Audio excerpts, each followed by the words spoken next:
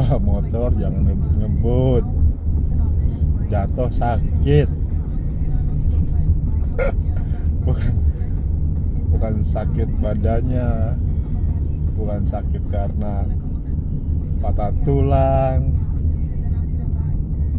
kepala bocor, kaki patah, bukan.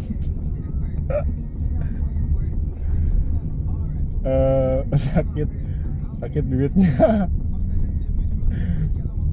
Sakit duitnya. Aduh.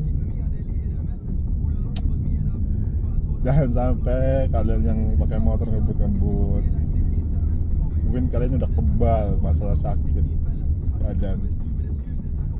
Duitnya yang repot, duitnya lagi susah cari duit. Aduh. Ya buat pemotor ya jangan ngebut-ngebut lah, itu aja.